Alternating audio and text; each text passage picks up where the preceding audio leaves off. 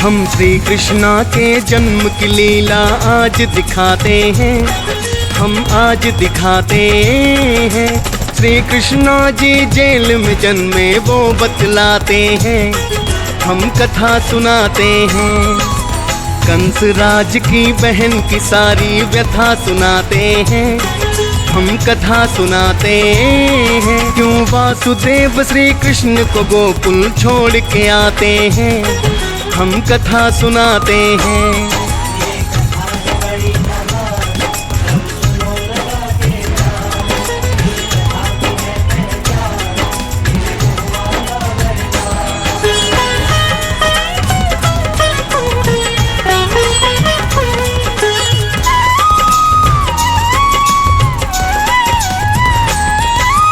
कृष्ण जन्म की कथा सुनाऊं, सुनो लगा के ध्यान। मथुरा में अवतरित हुए जब श्री विष्णु भगवान, समझ सका है कौन आज तक तकदीरों का खेल। मिलते मिलते महल दो महले मिल जाती है जेल। वासुदेव संग ब्याह करा के चली बहन ससुराल।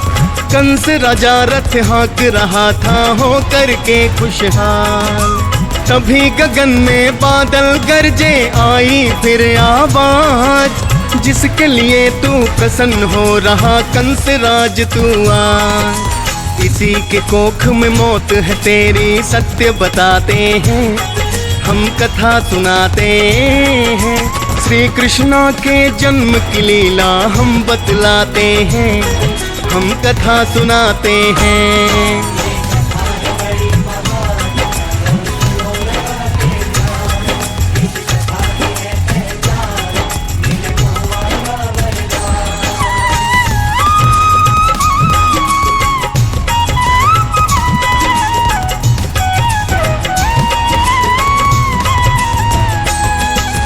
भक्तों, एक बार प्रेम से बोलिए कृष्ण कन्हैया लाल की जय। आकाशवाणी सुनकर वासुदेव, कंस राजा और वहां उपस्थित मंत्री वासुदेव देवकी, कंस राजा, वहां उपस्थित मंत्री संतरी सैनिक दास दासियां सब के सब हैरत में पड़ जाते हैं। एक दूसरे की तरफ देखने लगते हैं। कंस को तो मानो कानों के पर्दे ही फट गए थे। फिर से आवाज आती है, कंस जिस बहन को उसके ससुराल छोड़ने जा रहा है, इसी की कोख से जन्म लेने वाली 8वीं संतान तेरा वध करेगी। कंस राजा है, हृदय तीव्र गति से गतिमान हो जाता है। एक बार प्रेम से बोलिए श्री कृष्ण कन्हैया लाल की जय। सुन करके आकाशवाणी को हुआ कंस हैरान, मेरी मौत की दाती देव की बनेगी है भगवान। कंस ने सोचा मन में अपने कौन सा करूं उपाय, बांस रहे ना बने बांसुरी छुटकारा मिल जाए। बुरा भाग करे अपने मन में कंस ने किया विचार, उतर गया रथ से नीचे और लिया खींच तलवार। बहन देव की मरने के लिए हो जा तू तैयार, मेरे शत्रु की जननी बनेगी दूंगा तुझको मां। वासुदेव जी हाथ जोड़ उसको समझाते हैं, सारी बात बताते हैं। श्री कृष्णा की जन्म की लीला हम बतलाते हैं, हम कथा सुनाते हैं।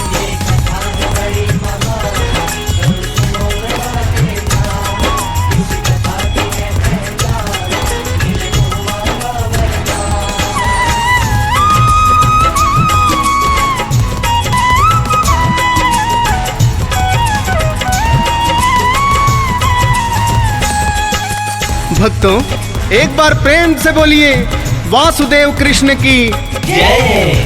वासुदेव कंस के आगे हाथ जोड़ के देवकी के प्राणों की भीख मांगते हैं। देवकी असहाय सी अपने भाई की ओर देखते जा रही हैं। उसको इस बात का बड़ा दुख है कि मैं ही अपने भाई की मृत्यु का कारण बनूंगी। हे भगवान, कैसी किस्मत है मेरी। कंस ने देवकी का वध करने के लिए तलवार तान रखी है। वासुदेव जी विनती करते हैं, हे कंस राजा, अपनी बहन को हत्या का पाप अपने सर पर मत लो। आइए आगे कथा में क्या होता है आप सभी को बताते हैं।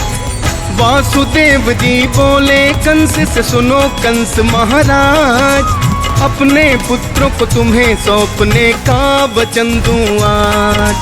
हम दोनों की पैदा होंगी जितनी भी संतान, तुम्हें सौंप दूंगा मैं लाके, बात लो मेरी मान। औरत का वध करके अपने सर पर ना लो पाप, दयावान गुणवान बड़े ही महाराज हैं आप। कंस राज की समझ आ गई वासुदेव की बात, वापस मोड़ लाया रथ उसने उनके तो साथ। आगे क्या करता है पापी ये समझाते हैं, हम समझाते हैं। श्री कृष्णा के जन्म की लीला हम बतलाते हैं, हम कथा सुनाते हैं।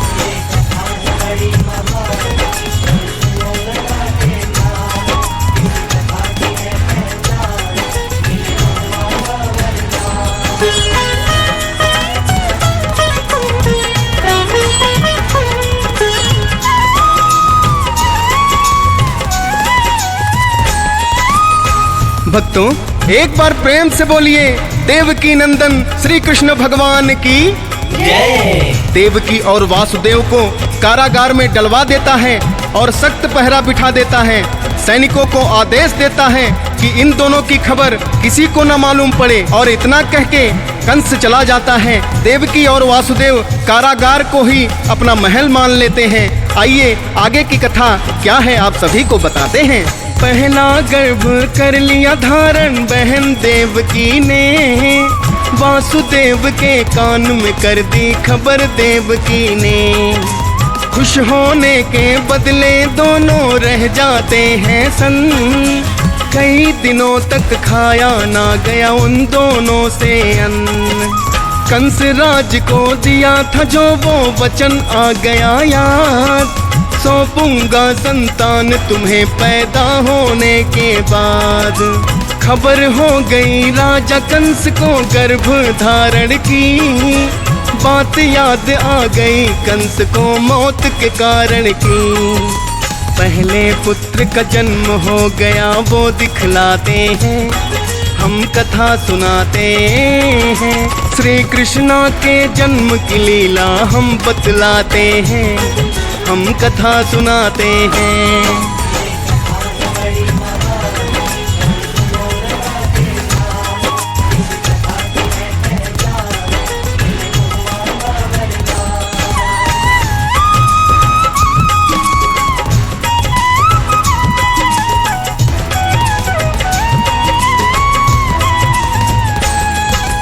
भक्तों, कंस को जैसे ही पता चला कि देवकी ने पुत्र को जन्म दिया है, तुरंत ही कारागार में पहुंच जाता है और देवकी की गोद से बच्चा छीन लेता है। देवकी कंस के पैरों में गिर जाती है, रोते हुए कहती है, भैया आपका दुश्मन तो मेरा 8वां बच्चा है ना, ये तो पहला बेटा है, ये तो निर्दोष है भैया, इसे मत मारो। कंस सोच में डूब जाता है, देवकी सही कह रही है, मेरा शत्रु तो इसका 8वां पुत्र है, इसे मार के पाप का भागी क्यों बनूं। उसे छोड़ देता है, चला जाता है। आइए आगे की कथा में क्या होता है आप सभी को बताते हैं।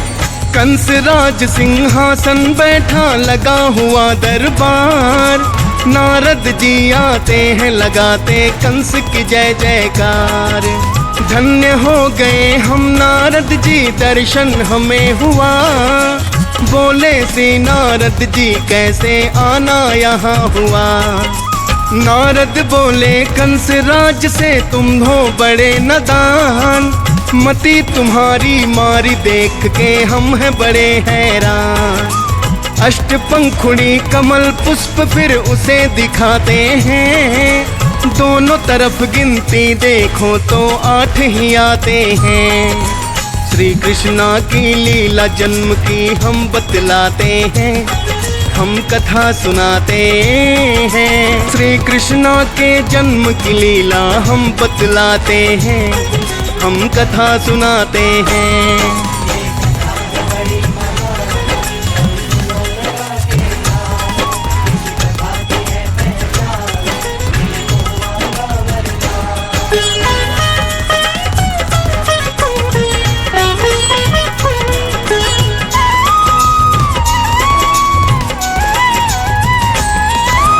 भक्तों, कंस हैरान परेशान नारद जी के कथन का अर्थ नहीं पा रहा था।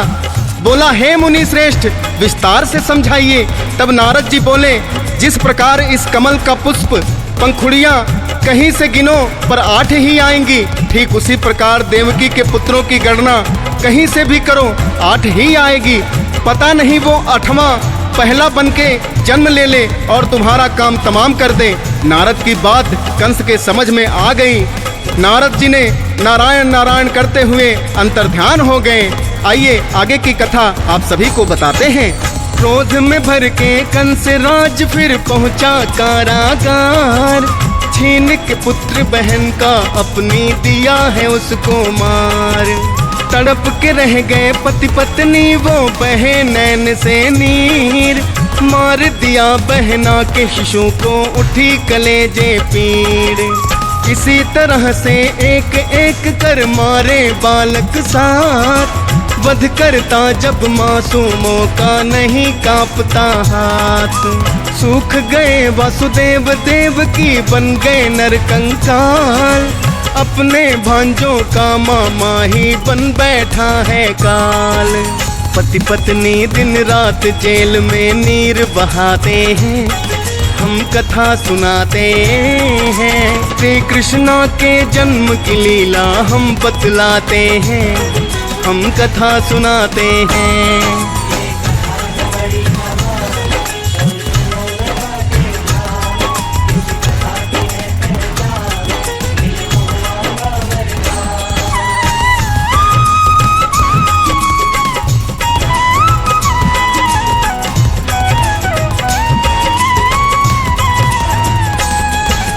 भक्तों, एक बार प्रेम से बोलिए देवकी नंदन श्री कृष्ण भगवान की जय। कुछ दिनों के बाद देवकी 8वां गर्भ धारण करती हैं। ये सूचना कंस को जैसे ही मिलती है उसे साक्षात मृत्यु नजर आती है। चारों दिशाएं घूमती हुई प्रतीत होती है। उसके कानों में ये आकाशवाणी का एक वाक्य गूंजने लगता है। कंस सैनिकों को लेकर रथ पर सवार होकर उस जेल में पहुंचता है जहां वासुदेव और देवकी को कैद किया था। आइए आगे की कथा आप सभी को बताते हैं। कंस राज घबराया हुआ सा जेल में आता है, सारे पहरेदारों को तो